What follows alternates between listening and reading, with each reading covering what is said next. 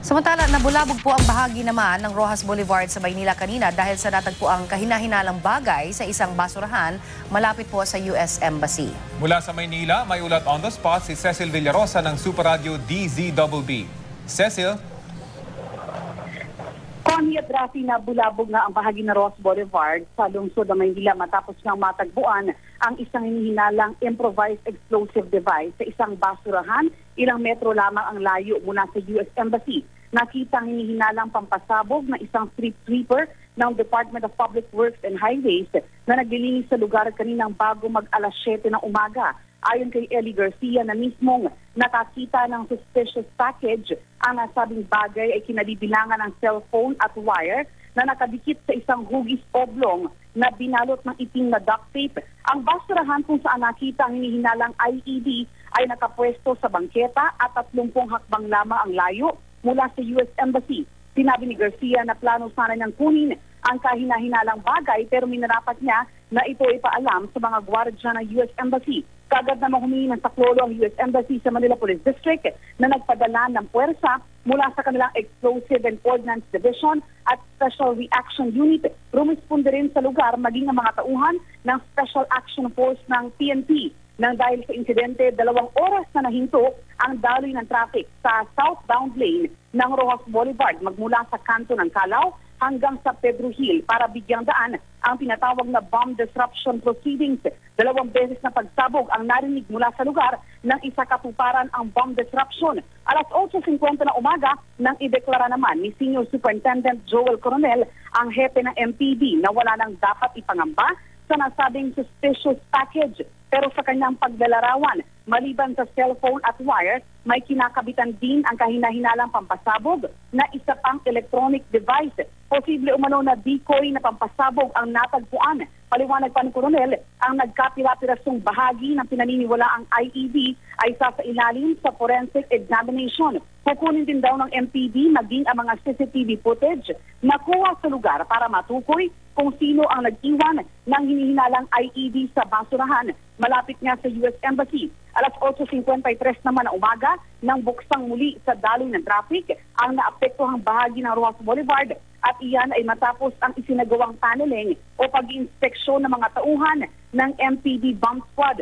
Ang US Embassy hindi naman kinakitaan ang indikasyon ng pagkabahala. Katunayan, habang nagaganap ang bomb disruption proceedings kanina, ay tuloy pa rin sa pag-accommodate ang mga gwardya ng embahada ng mga pumipila para sa US visa application. Rafi, Connie? Cecil, linawin ko lang, bukod dun sa mga cellphone at yung mga wires na nakuha dun sa pinasabog na hinihinalang IED, meron ba silang nakitang yung mismong pampasabog na nandun sa loob? Meron bang device na, for example, granada o kaya ay anumang explosive na element na nandun mismo sa pinasabog ng MPD? Ang may nakausap tayo kanina, marami kami mga reporter na nakakausap doon sa isang miyembro ng Special Action Force na isa sa mga unang rumisponde sa insidente. Ang kanyang paliwanag, 81mm mortar yung kinakabitan ng improvised explosive device. So yung 81mm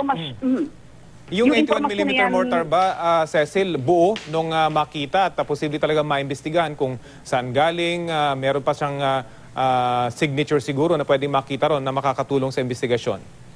Yan ang ating alamin, Rafi, kasi kanina nang banggitin niya ng miyembro ng SAF, hindi na nagbigay pa ng detalyadong paliwanag yung mga miyembro ng bomb squad ng MPD, pero inaasahan natin na yan ay masasagot dahil ngayong tanghali ay nagpatawag ng pulong balitaan dito sa MPD, itong si MPD Director Joel Coronel, at naririto na rin sa MPD itong si NCR Police Director Albayalde.